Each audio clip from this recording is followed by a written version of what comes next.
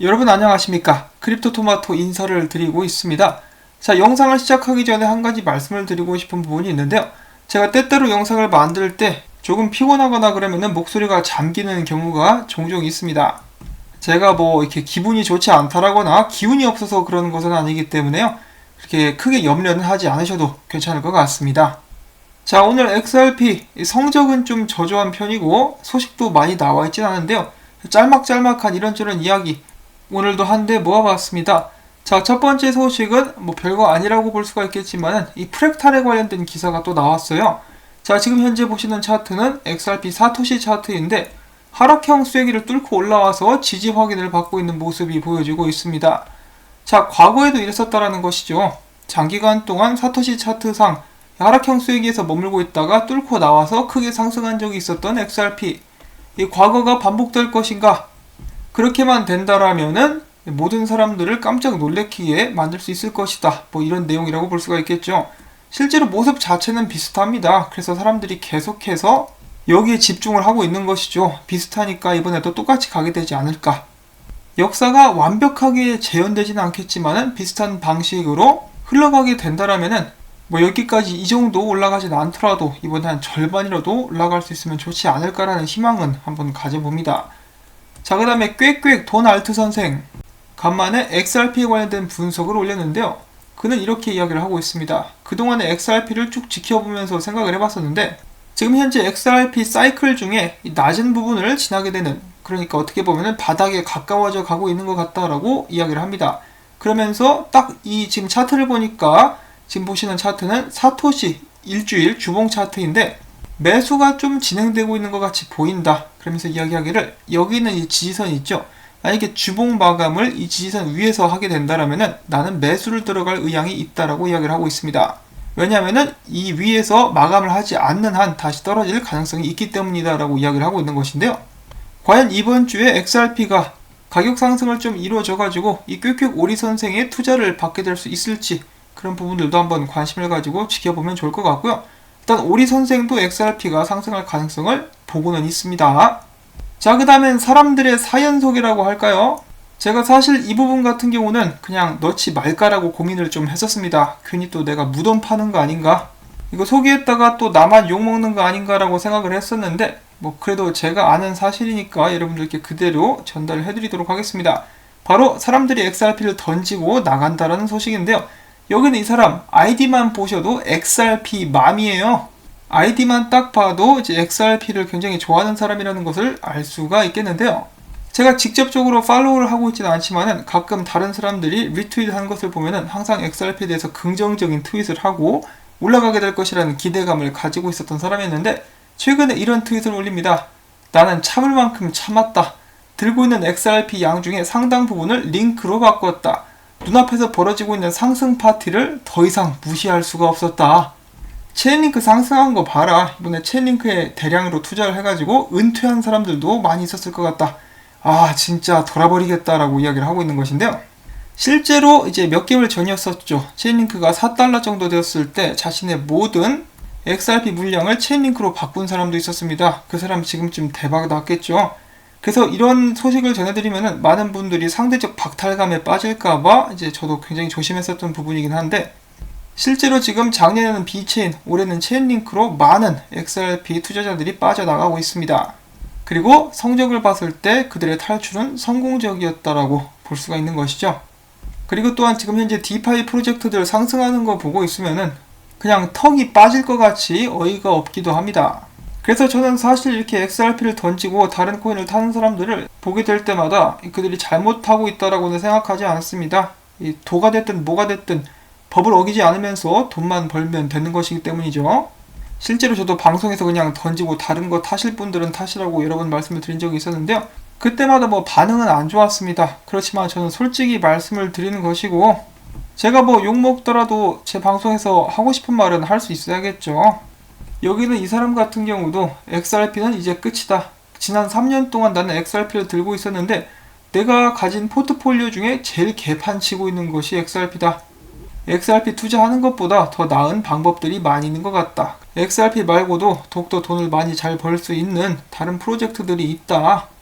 리플사는 망쳤고, 사업을 망쳤다라고 하는지는 모르겠지만 아무튼 리플사는 망쳤고, XRP는 두 번 다시 2달러에서 3달러 사이까지 올라가지 못했었다. 진작에 XRP를 처분했었어야 됐다. XRP 때문에 돈을 너무 많이 잃었다라고 이야기를 하고 있습니다. 자, 3년 동안 들고 있다가 이제 던지는 것이죠. 이 사람도 마찬가지입니다. 이 눈앞에서 체인링크가 막 2배, 3배, 4배, 5배 이렇게 막 뛰어버리니까 막 돌아버리겠는 거죠. 체인링크 같은 경우는 지금 뭐 고점이다, 들어가지 마라 이렇게 이야기를 하는 사람들이 있는데, 뭐 8달러부터도 그런 이야기가 나오기도 했었는데 계속해서 올라가고 있죠. 자, 근데 지금이 진짜 고점일 수도 있습니다. 오르기는 너무 많이 올랐어요. 일단 뭐 그런 부분은 두고 보면 알 수가 있을 것 같은데, 제2의 체인링크, 제3의 체인링크가 나오지 말라는 법도 없으니까요. 뭐 제2의 체인링크라고 볼 수 있는 밴드 프로토콜 같은 경우는 체인링크보다 지금 가격이 더 올랐죠. 자, 아무튼 이런 식으로 정말 이 프로젝트들 중에 펌핑하고 있는 프로젝트들이 많으니까 많은 사람들이 XRP를 던지고 있는 상황입니다. 자, 그리고 또한 상황이라는데 분위기 파악 못하고 피터 브렌트 최근에 또 이런 트윗을 남겼다고 합니다. 리플이 포드사의 비운의 차인 에드셀과 같아. 에드셀이라는 차 같은 경우는 포드가 1955년부터 투자 및 디자인 홍보에 총력을 다해서 개발을 했었던 세단인데요. 판매 실적은 굉장히 저조했다고 합니다. 10만 대밖에 못 팔았으며 출시 3년 만에 자동차 업계의 타이타닉이라는 별명과 함께 사라졌다. XRP도 리플사가 아무리 총력을 기울일지라도 똑같은 결말을 맞이하게 될 것이다 라고 이야기를 한 것인데요. 그거 딱 봐도 개인적인 감정이 담겨 있는 것 같죠. 이것은 둘 중에 하나입니다. 누가 피터 브렌트를 사주해가지고 지속적으로 XRP를 공격하라 라고 이야기를 했거나, 아니면은 전에 XRP 관련된 분석을 올렸을 때 XRP 커뮤니티 멤버들이 미친듯이 달려들어가지고 물어뜯었거든요. 그것에 대해서 개인적인 앙심을 가지고 있다가 이런 식으로 조롱을 한다라고 볼 수가 있는 것이겠죠. 말을 진짜 재수없게 잘하고 있어요. 근데 이 양반 분석은 이미 틀렸죠. XRP가 뭐 3센트 간다, 빵원 간다 뭐 이런 식으로 이야기를 했었는데, 뭐 일단 틀렸습니다. 근데 그런 것에 대해서 인정하는 모습은 보이지가 않고 있네요. 이렇게 사람들이 XRP를 던지고 또한 XRP에 대해서 안 좋은 분석이 난무하는 것을 호재로 보고 계시는 분들도 계시는데요.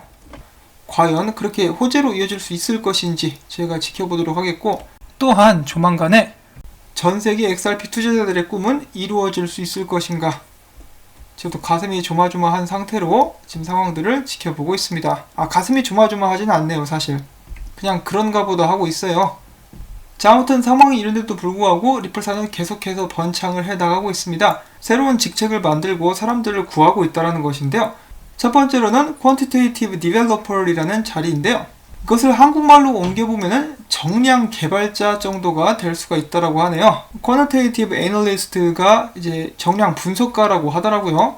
자, 아무튼 이 직책 같은 경우는 리플사가 그들의 지불 제품을 전 세계 새로운 시장에 진출시킴에 따라 기관들의 시장에서 시장 상황과 XRP 유동성을 모니터링할 수 있는 도구들, 그러니까 관련 소프트웨어나 프로그램 등을 개발하는 것을 이제 목표로 하고 있다고 합니다.